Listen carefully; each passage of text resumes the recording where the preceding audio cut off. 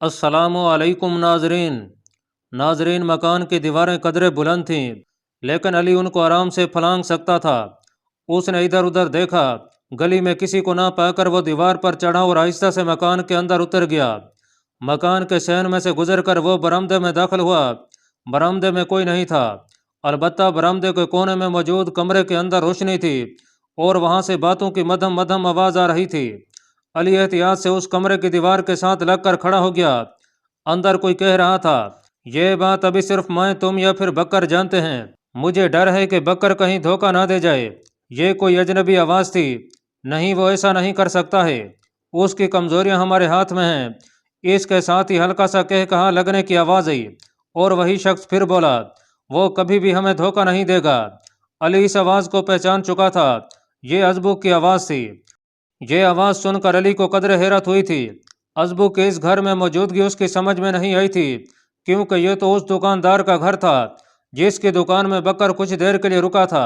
لیکن علی کو حیران ہونے کی ضرورت نہیں تھی، اس لیے اس نے جلد ہی اپنی حیرت پر قابو پا لیا۔ ازبک اس دکاندار سے کہہ رہا تھا، بکر آج تمہیں کیا پیغام دے کر گیا ہے؟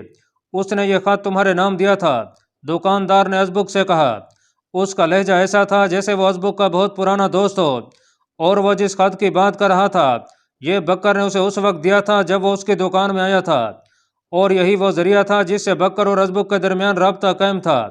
علی یہ سب کچھ جان چکا تھا، لیکن اس نے اپنے ساتھی جاسوسوں کو ابھی تک کچھ نہیں بتایا تھا۔ اندر کچھ دیر خاموشی چھائی رہی، شاید ازبک وہ خط پڑھ رہا تھا۔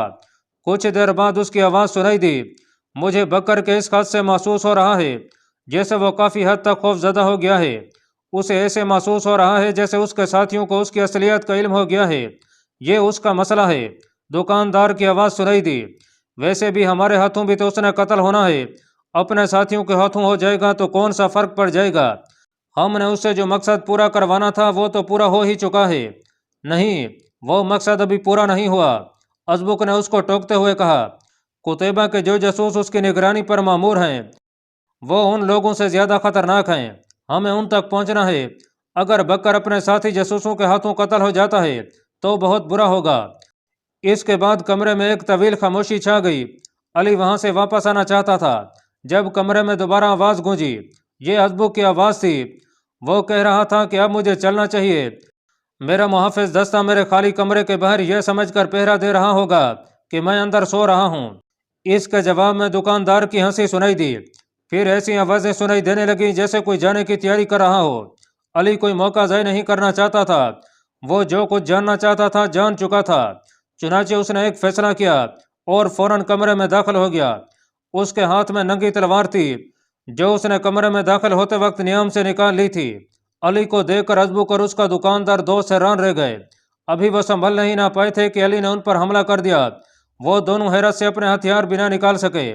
آخر تھوڑی سی مزاحمت کے بعد دونوں کو قتل کر دیا۔ ان دونوں کو قتل کر کے علی اس مکان سے نکل آیا، لیکن مکان سے نکلتے وقت علی وہ خط ازبک کی جیب سے نکالنا نہ بھولا تھا جو بکر نے دکاندار کو دیا تھا۔ اس کا رخ بکر کے مکان کی طرف تھا۔ اس مکان میں بکر اور علی کا ساتھی جاسوس رہتے تھے۔ مکان کے دروازے پر پہنچ کر علی نے دستک دی۔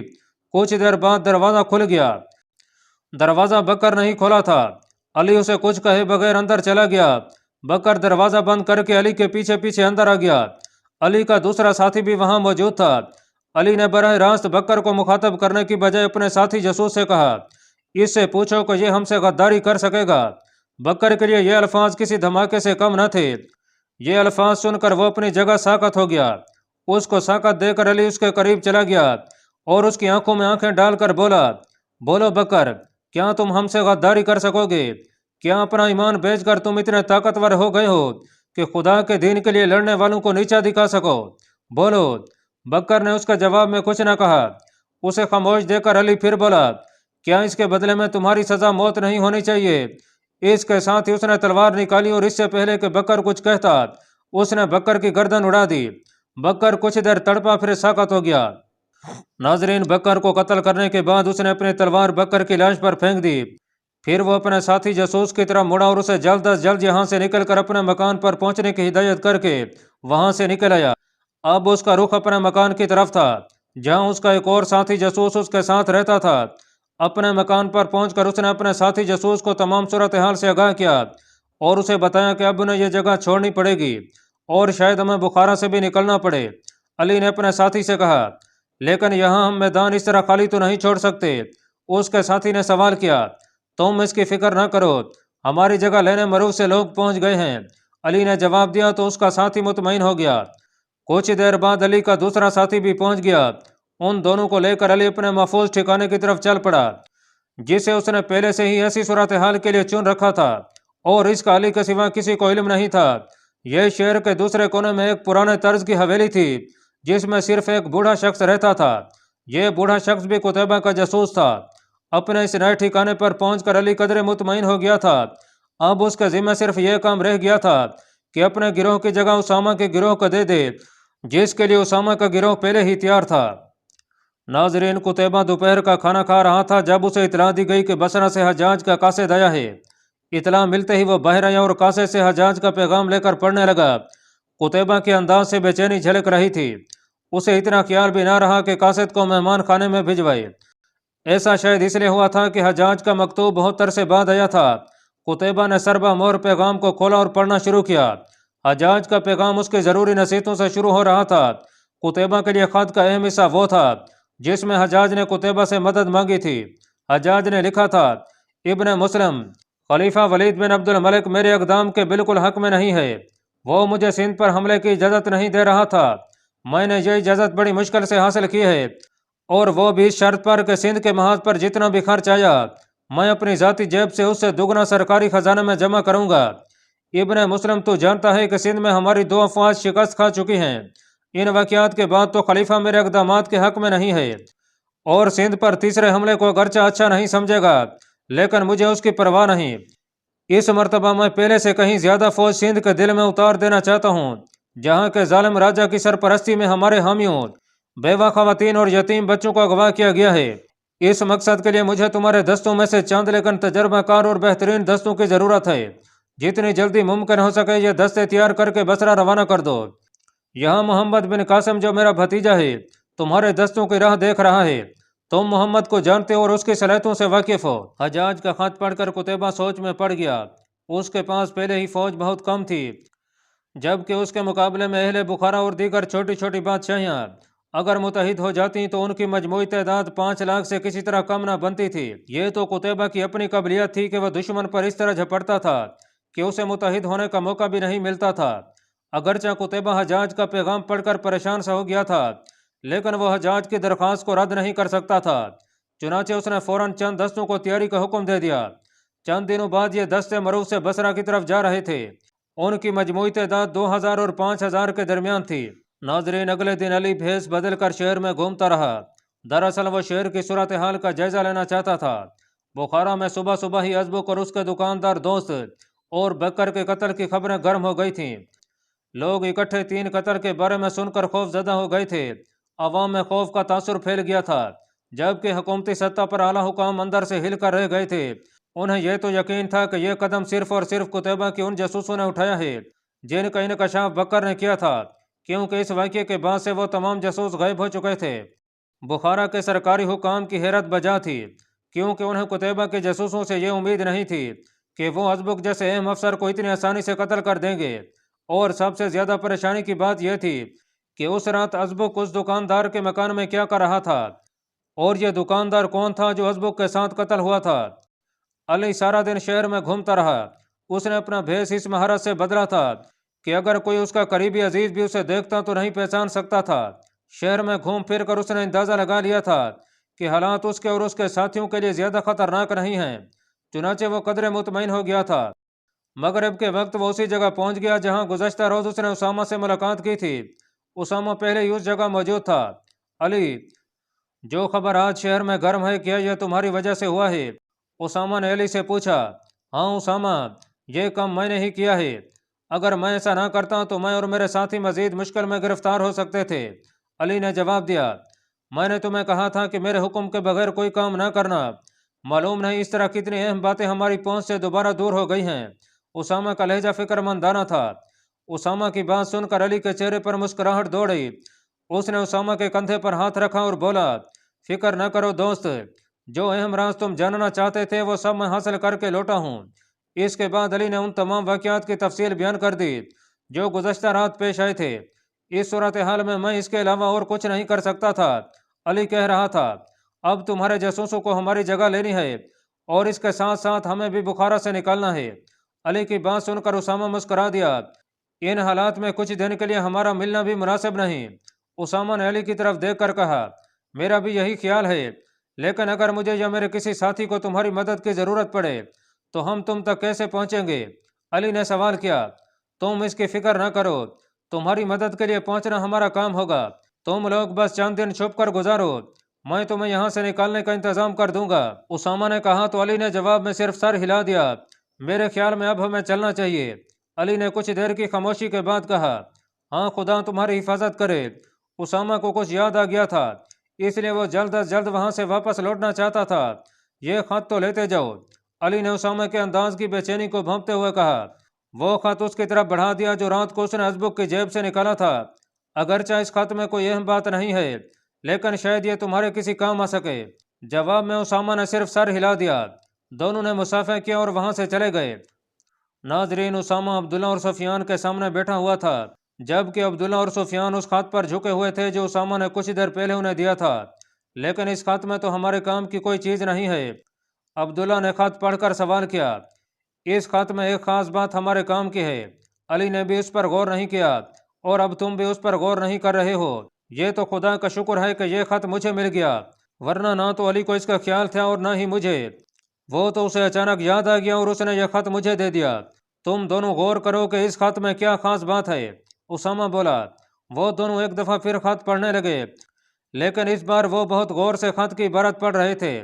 خط پڑھ کر عبداللہ ایک بار پھر بولا، اس میں کم از کم مجھے کوئی کام کی بات نظر نہیں آئی، شاید سفیان کو کوئی کام کی بات اس میں نظر آ گئی ہو۔ یہ کہہ کر اس نے سوالیہ نظروں سے سفیان کی طرف دیکھا۔ نہیں، مجھے بھی اس میں کوئی خاص بات نہیں ملی، سفیان نے جواب دیا۔ یہ جواب سن کر اسامہ بولا، خط میں تحریر کے علاوہ بھی کچھ چیزیں ہوتی ہیں، جیسے خط کا کاغذ۔ اس خط کے کاغذ کو غور سے دیکھو۔ دونوں نے خط کے کاغذ کو غور سے دیکھا، لیکن انہیں کچھ سمجھ نہ آیا کہ اسامہ کیا کہنا چاہ رہا ہے۔ اسامہ بھی یہ بات سمجھ گیا تھا۔ وہ بولا، یہ خط کا کاغذ عام کاغذ نہیں ہے، تم اس کاغذ کی سطح پر ہاتھ پھیرو تو تمہیں کچھ محسوس ہوگا، اس کی سطح عام کاغذ کی سطح جیسی نہیں ہے۔ اسامہ کی بات سن کر دونوں نے باری باری کاغذ کی سطح پر ہاتھ پھیرا تو دونوں کے چہروں پر ایک جیسے ہی تاثرات ابھرے۔ کاغذ کی سطح ہموار نہیں تھی، بلکہ ایسے محسوس ہو رہا تھا جیسے اس کی سطح پر کوئی تحریر کھدی ہوئی ہو۔ یہ تحریر آنکھ سے نظر نہیں آ رہی تھی، کیونکہ کاغذ کی سطح تھی ہی بھدی۔ تو کیا اس پر کوئی پیغام درج ہے؟ خفیہ پیغام؟ سفیان نے گویا اپنے آپ سے سوال کیا۔ بالکل یہی بات ہے، اسامہ نے جواب دیا، لیکن مسئلہ یہ ہے کہ یہ تحریر پڑھی کیسے جائے؟ پھر وہ خط کو پکڑ کر کونے میں رکھے دیے کے پاس آ گیا۔ دن کی روشنی کی وجہ سے دیا بجھا ہوا تھا۔ اس نے فرش پر ایک کاغذ بچھایا اور اس کے اوپر خط کو پھیلا دیا۔ خط کو کاغذ پر رکھنے کے بعد اس نے دیے سے آہستہ آہستہ تیل نکال کر کاغذ پر لگانا شروع کر دیا۔ جب وہ سارے خط پر تیل لگا چکا تو اس نے خط اٹھا لیا۔ عبداللہ اور سفیان یہ دیکھ کر حیران رہ گئے کہ نیچے والے کاغذ پر ایک تحریر ابھر رہی تھی۔ اسامہ نے وہ کاغذ اٹھا لیا اور تحریر پڑھنے لگا۔ جوں جوں وہ تحریر پڑھتا جا رہا تھا، اس کی آنکھیں حیرت سے پھیلتی جا رہی تھیں۔ کاغذ پر ابھرنے والی تحریر انتہائی خفیہ اطلاعات کی حامل تھی جو بکر نے ازبک کو دی تھیں۔ ان اطلاعات میں قتیبہ کی فوج کی مکمل تفصیل اور اس کے کچھ جنگی راز بھی تھے۔ اگر یہ خط ازبک لے کر چلا جاتا تو قتیبہ کے چند انتہائی حساس راز بخارا کے بادشاہ کے پاس پہنچ جاتے۔ اس کا کیا مطلب ہے تم لوگ سمجھتے ہو؟ اسامہ نے قدرے پریشان سا ہو کر عبداللہ اور سفیان کی طرف دیکھا۔ یہ وہ اطلاعات ہیں جو ہمارے جیسے جاسوسوں سے بھی خفیہ رکھی جاتی ہیں۔ سوال یہ ہے کہ بکر نے یہ اطلاعات حاصل کہاں سے کی تھیں؟ عبداللہ نے کہا، ہمارے پاس ان باتوں کا جواب تلاش کرنے کا وقت نہیں ہے۔ اسامہ بولا، میں کل علی اور اس کے ساتھیوں کے ساتھ مروف جانے کا انتظام کر رہا ہوں، یہ خط بھی ان کے ساتھ ہی مروف جائے گا۔ یہ کہہ کر اسامہ باہر نکل گیا۔ اگلے دن 3 گھوڑے بخارا سے دور ہٹتے جا رہے تھے۔ ناظرین، مروف میں قتیبہ کے روزمرہ کے معمولات میں تبدیلی آتی جا رہی تھی۔ وہ اب بخارا پر حملہ کرنے کے لیے سوچ رہا تھا، اس لیے اس نے اپنی فوج کو جنگی مشقوں میں مصروف کر دیا تھا۔ حجاج کو محمد بن قاسم کے لیے کچھ دستے روانہ کرنے کے بعد اگرچہ اس کی فوج کی تعداد قدرے کم ہو گئی تھی، لیکن وہ ان لوگوں میں سے نہیں تھا جو فوج کی کمی کو بہانہ بنا کر ہاتھ پر ہاتھ دھرے بیٹھے رہتے تھے، بلکہ وہ تو ان لوگوں میں سے تھا جو فوج کی کمی کو جذبے اور عقل سے پورا کرتے تھے۔ یہ تمام باتیں اپنی جگہ درست تھیں، لیکن قتیبہ حقیقت سے منہ بھی نہیں موڑ سکتا تھا، اور حقیقت یہ تھی کہ اس کے پاس کل فوج 40,000 سے ہرگز زیادہ نہ تھی، جبکہ بخارا کا بادشاہ 2 لاکھ کا لشکر یا اس سے بھی زیادہ فوج جمع کر سکتا تھا۔ قتیبہ کے پاس اس سے لڑنے کا ایک ہی حل تھا کہ وہ اپنی آنکھیں اور کان کھلے رکھے اور ٹھنڈے دماغ سے نپی تلی چالیں چل کر دشمن کو شکست دے۔ ایک دن قتیبہ اپنے دفتر میں موجود تھا جب اسے اطلاع ملی کہ بخارا سے 3 آدمی آئے ہیں۔ یہ اطلاع سن کر قتیبہ نے انہیں اندر بلا لیا۔ ان تینوں کو دیکھ کر قتیبہ کے چہرے پر رونق آ گئی۔ یہ تینوں علی اور اس کے ساتھی تھے۔ ان میں بکر کو موجود نہ پا کر قتیبہ نے کچھ نہ سمجھنے کے انداز سے سوال کیا، بکر تمہارے ساتھ نہیں کہیں وہ؟ اس نے اپنا سوال ادھورا چھوڑ دیا۔ ہاں امیر خراسان، علی نے جواب دیا۔ بکر ہی تھا جو اپنے دین کا سودا کر چکا تھا اور اب وہ ابدی نیند سو رہا ہے۔ ایسے لوگوں کا یہی انجام ہوتا ہے۔ قتیبہ نے علی کی بات سن کر کہا، وہ آخرت میں تو ذلیل اور رسوا ہوتے ہی ہیں، ان پر دنیا کی زندگی بھی تنگ کر دی جاتی ہے۔ ابن مسلم، علی نے قتیبہ سے کہا، ہم یہ تو نہیں جان سکے کہ بکر نے کون کون سے راز بخارا کی حکومت کو بتا دیے ہیں، لیکن ہم ایک اہم راز بخارا کی حکومت تک پہنچنے سے بچا لے ہیں۔ یہ کہہ کر علی نے خط کا عکس قتیبہ کی طرف بڑھا دیا۔ قتیبہ جو جو خط پڑھتا جا رہا تھا اس کی آنکھیں حیرت سے کھلتی جا رہی تھیں۔ وہ سوچ بھی نہیں سکتا تھا کہ اس کا اتنا قابل اعتماد جاسوس اسے اس حد تک دھوکہ دے سکتا ہے۔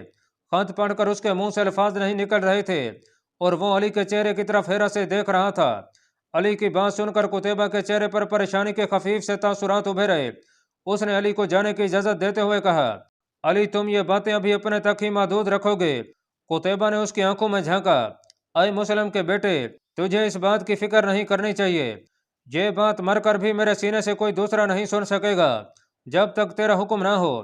علی یہ کہہ کر مسکرا دیا اور پھر قتیبہ کے اشارے پر باہر چلا گیا۔ اس کے جانے کے بعد قتیبہ قدرے پریشان نظر آ رہا تھا، لیکن اس نے کسی سے اپنی پریشانی کے بارے میں کوئی بات نہ کی۔ اس کے خاص رفقا جانتے تھے کہ اس کی پریشانی کی وجہ کیا ہے، لیکن وہ یہ نہیں جانتے تھے کہ قتیبہ کیا سوچ رہا ہے یا وہ اب کیا قدم اٹھانا چاہتا ہے۔ کچھ دن سوچنے کے بعد قتیبہ نے ایک فیصلہ کیا۔ یہ فیصلہ اس کے رفقا کے لیے اچانک اور غیر متوقع تھا۔ جن حالات کا سامنا ہمیں بخارا میں کرنا پڑا ہے وہ نہایت اچانک تھے۔ قتیبہ نے کہا، ان حالات میں ہمارا سنبھل جانا کسی کرامت سے کم نہیں۔ ہمارا جاسوسی نظام وہاں بے نقاب ہو گیا تھا۔ ہم نے وہاں ان جاسوسوں کی جگہ نئے جاسوس بھیج دیے ہیں، لیکن میں ابھی بھی فکر مند ہوں۔ کس بات پر فکر مند ہے تو مسلم کے بیٹے؟ زرار بن حسین بولا، مجھے فکر اس بات کی ہے کہ ہمارے نئے جاسوس بھی وہاں محفوظ نہیں ہیں۔ قتیبہ بن مسلم نے کہا، لیکن وہ سب اپنی حفاظت کرنا جانتے ہیں اور اسی بات کی تو انہیں تربیت دی گئی ہے۔ ابو موسیٰ بولا، تمہاری بات درست ہے، لیکن اس طرح دشمن کی ساری توجہ ہماری حرکات پر لگ جائے گی اور وہ ہماری طرف سے کسی ممکنہ خطرے کی پیش بندی پہلے سے ہی کر لے گا۔ یہ بات ہمارے لیے خطرناک ہو سکتی ہے۔ کچھ دیر خاموش رہنے کے بعد وہ بولا، میں نے وہاں سے اپنے تمام جاسوس واپس بلانے کا فیصلہ کیا ہے۔ اس کا یہ فیصلہ اگرچہ سب کے لیے حیران کن تھا، لیکن کسی نے اس کی مخالفت نہ کی، اور پھر چند دن بعد اسامہ اور اس کا پورا گروہ واپس مروہ آ گیا۔ قتیبہ کا یہ فیصلہ نہایت دانشمندانہ تھا، کیونکہ اگر وہ اسامہ اور اس کے ساتھیوں کو واپس نہ بلاتا تو یہ اس کے آئندہ منصوبے کے لیے خطرناک ہو سکتا تھا، اور اس بات کو اس کے ساتھی بھی اچھی طرح سمجھ سکتے تھے۔ اگرچہ اسامہ اور اس کے ساتھیوں کے واپس آ جانے سے بخارا میں قتیبہ کا جاسوسی نظام ختم ہو گیا تھا، لیکن اس کا حل بھی قتیبہ نے پہلے سے ہی سوچ لیا تھا۔